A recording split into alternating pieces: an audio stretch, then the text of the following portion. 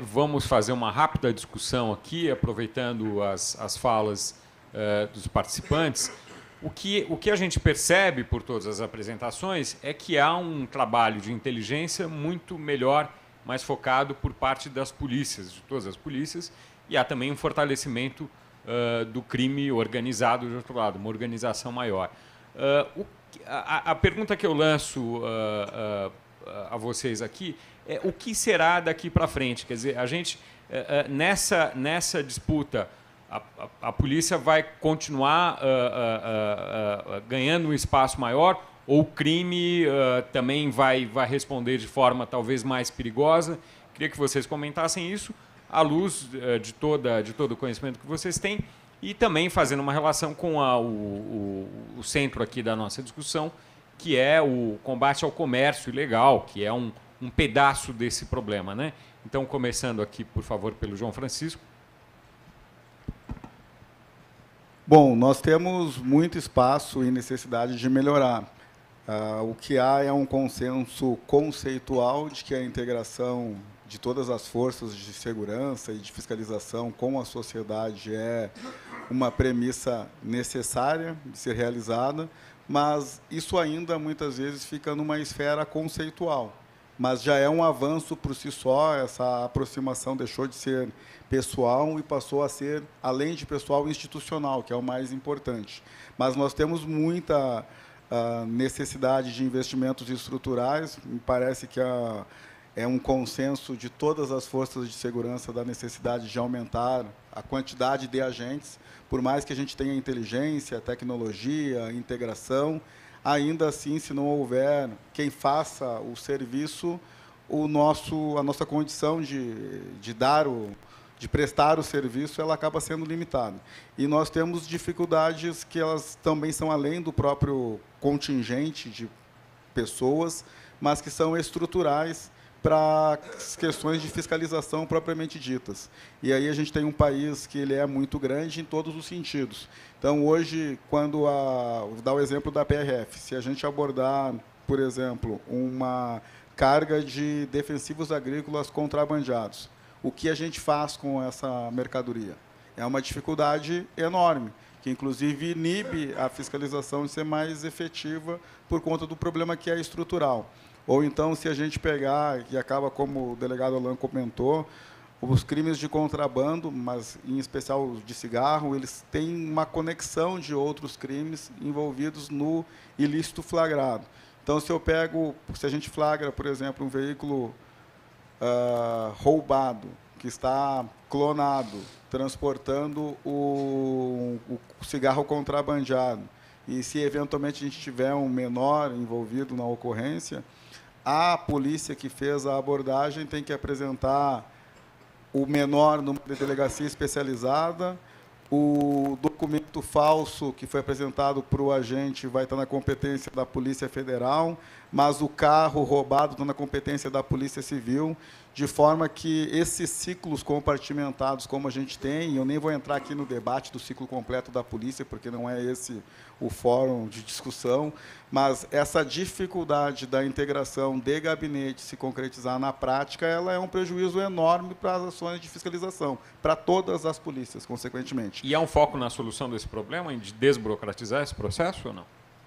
O caminho ele acaba sendo o da integração. Então, a integração em todos os sentidos, não apenas de tecnologia, não apenas de práticas de trabalho, mas também de compartilhar os melhores modos operantes, por assim dizer. E uma questão que eu acho que é bastante evidente é que nós temos um número extenso de informações hoje compartimentadas. Por mais que os esforços e os consensos conceituais de integração existam, hoje as informações que os órgãos que administram os presídios possuem, seja o DPEM no âmbito federal ou no âmbito estadual, as equivalentes, a Polícia Federal não tem acesso integral às informações, mas há um esforço permanente de se compartilhar. As listas de passageiros de voos internacionais que a ANAC tem, ou de passageiros terrestres que a NTT tem, com outras que a PRF tem de passagem por OCR, e a pessoa que vai no SUS e que poderia, de repente, se tivesse lá uma leitura de digital, ter aquela informação compartilhada pelos outros órgãos inteiros, de forma que eu diria que as informações hoje elas já existem, só que cada um tem a informação no seu próprio órgão de interesse. E aí a gente tem um espaço, volto a dizer, danado assim, para melhorar. Mas essa falta de integração com a sociedade, inclusive, é um prejuízo enorme hoje para a fiscalização.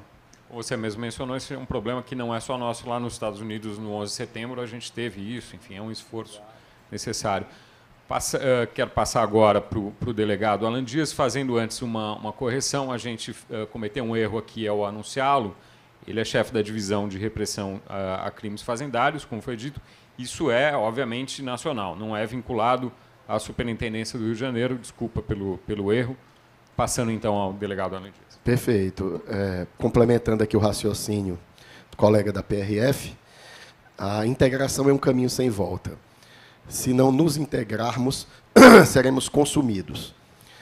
Logicamente que, como a divisão de atribuições constitucionais e legais estabelecidas, cada órgão tem seu papel, sua função, todas essas funções e papéis de extrema importância e relevância. Então, a Polícia Federal faz o trabalho de polícia judiciária, a PRF o trabalho de fiscalização e de ostensividade.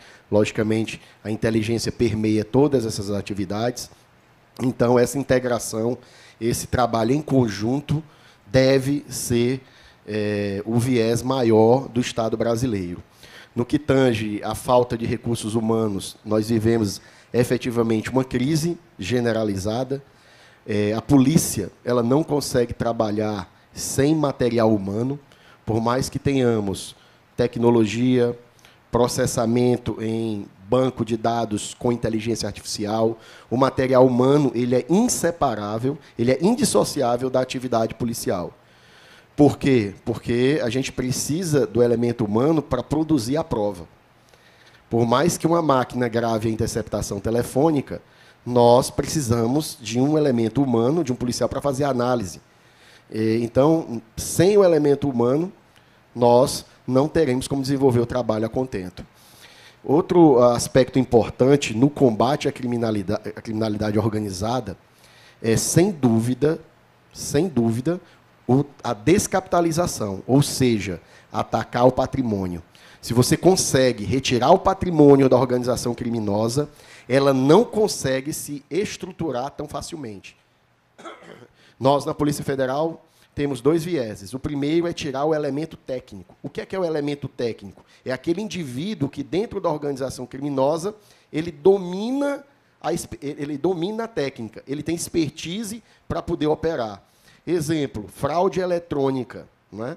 Estelionato ou furto qualificado com fraude eletrônica. Se você consegue prender, capturar o indivíduo que tem expertise cibernética, o grupo criminoso leva um tempo muito maior para se organizar do que se nós sairmos prendendo os meros operadores.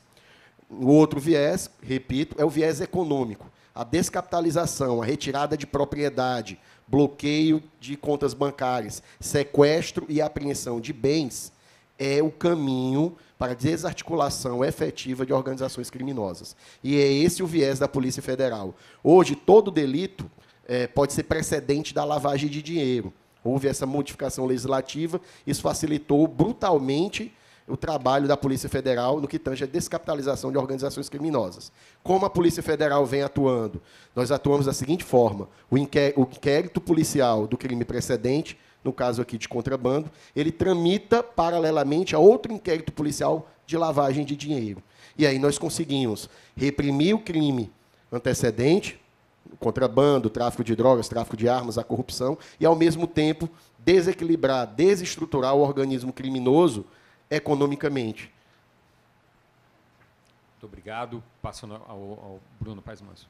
Eu acho que o Dr. Alan falou tudo. Eu acho que pensar a polícia, como a Polícia Federal e a Polícia Rodoviária Federal também, de uma forma inteligente, pensando em técnicas de investigação e policial, e apostando menos na ostensividade e no enxugamento de gelo, que, claro, pode ser necessário uma outra forma, ou por questões, mas que acaba, muitas vezes, produzindo crime. Então, a gente vê, quando você arma e coloca um monte de policial armado nos territórios, você pode produzir milícias, como vem acontecendo no Rio de Janeiro. Uma polícia pequena, enxuta e controlada é muito melhor do que uma polícia ostensiva, cheia de armas, descontrolada, porque muitas vezes eles são os protagonistas do crime. E o caso das milícias, a gente vinha conversando aqui, é um dos modelos criminais mais temerários hoje e que coloca, de alguma forma, essa cena, mistura essa cena e que vem sendo produzido pelo Estado, né?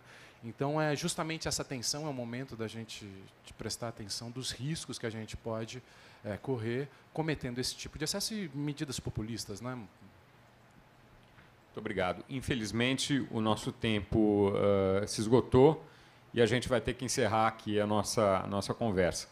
Com essa discussão profunda, e sabemos que temos um caminho de muito trabalho para reduzir os efeitos nocivos do contrabando à sociedade, eu encerro o nosso seminário de hoje e agradeço a presença de todos nesta manhã.